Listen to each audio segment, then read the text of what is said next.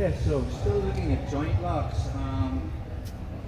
You're going to look at destructive lock off a double wrist leg, double wrist lock takedown, and then we look at a variation that we used in Kihon number 5 if you study Wado.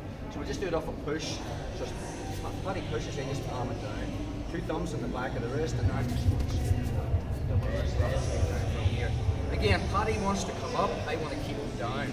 So from here, it's hard to get the destructive lock when Paddy's flat on his back. So I'm just lifting up to kind of turn him onto the side. Again, I can kind of hoof him in the head as I try to put this lock on, and then I step over. Now from there, I'm dropping my knee into this last. So Paddy tries to get his back on the mat. Now it's difficult, and now I'm just barring his right elbow over my right thigh. Obviously, for the destructive lock, it would be this position here. The position I end up in is back cat stance. Okay? So you find a lot of the stances in your forms are positions that you want to put your weight to actually finish a lot of joint locks. So when he goes for the push again, he just palm it down, straight into the wrist lock, keeping him down here. If I'm going for the lock, I don't want him flat on his back. The problem with that is when I step over, Paddy's elbow is too low.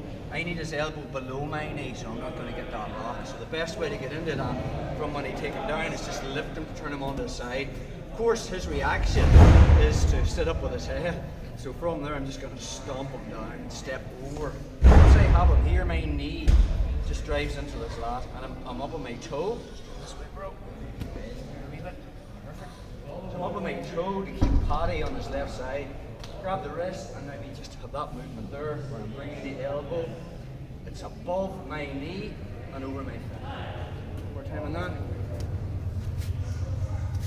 So he goes for the push, take him over from that position, lifting up, hoof him in the head, step over, and now we have the destructive lock.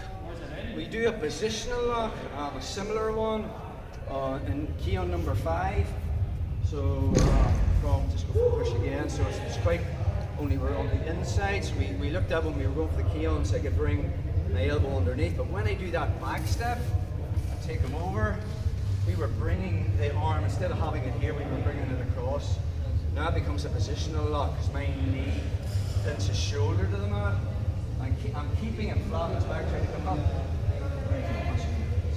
Whereas if I was just holding him here and trying to punch him, it's all over the place. And he's setting up as well.